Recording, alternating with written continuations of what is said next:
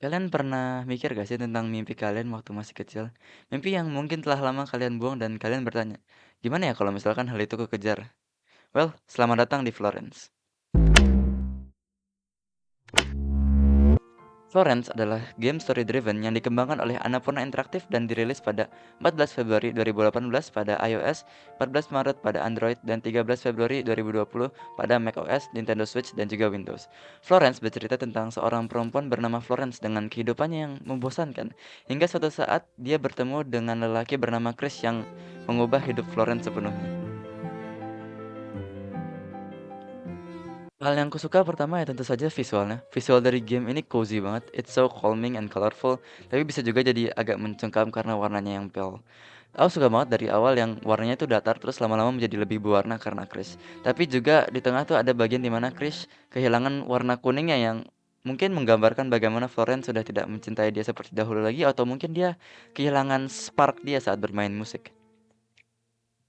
Talking about music, music di sini juga keren banget. Di Florence itu nggak ada dialog dan cara mereka berkomunikasi itu lewat musik. Yang dimana beneran pas Florence ngomong itu ada alat musik tertentu dan saat Chris ngomong juga ada alat musik tertentunya juga.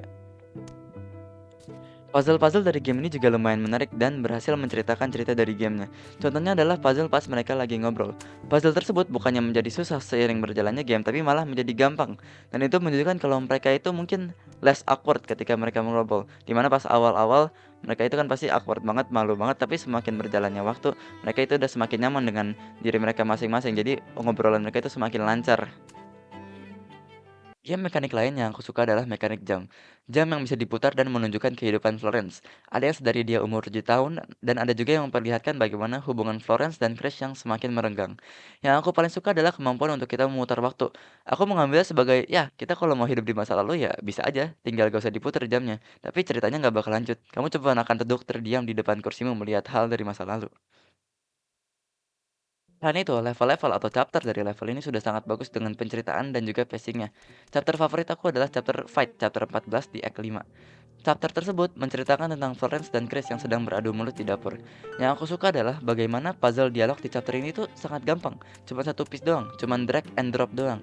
Dan sangat sedih juga, karena kalau misalkan kita ambil dari awal tadi, yaitu semakin mudah puzzlenya, maka mereka juga lebih lancar dengan komunikasinya. Itu berarti mereka berantem itu sudah menjadi keseharian mereka. And I think that aspect is what I really like about Florence. Dengan satu bagian itu saja, kita bisa tahu kalau mungkin mereka itu sering berantem di rumah tersebut. Yang mungkin aku kurang suka adalah, tidak adanya ending yang berbeda. Dan dikarenakan endingnya cuma satu, itu lumayan menghilangkan keseruan dari melakukan puzzle-puzzle, terutama yang berbasis waktu. Karena mau bagaimanapun kita ngelakuin puzzle-nya, pada akhirnya kita bakal dapat ending yang sama. Dan itu lumayan menghilangkan replayability dan juga keseruan dari Florence tersebut. In the end, this is a very sweet story. It's short, it's sad, and it's happy. Dari yang kubaca, ini juga game pertama Annapurna Interaktif, dan itu menurutku keren banget. Mungkin agak mengecewakan saat aku tahu cuma ada satu ending, but in the end, I enjoy this game. Di game ini, Florence belajar untuk mencintai diri dia sendiri, untuk mencintai mimpi dia. Memang sedih sih, dia dan Chris tidak bisa bersama, tapi mungkin mereka memang tidak ditakdirkan untuk saling bersama. Hubungan mereka mungkin adalah ledakan yang mendorong keduanya untuk keluar dari zona nyaman dan mengejar mimpi mereka masing-masing. Di akhir, Florence masih menyimpan foto Chris yang dimana aku ngambilnya menjadi sebagai pengingat kalau pernah ada orang yang mensupport mimpi dia dan itu bisa menjadi sumber penyemangat untuk Florence.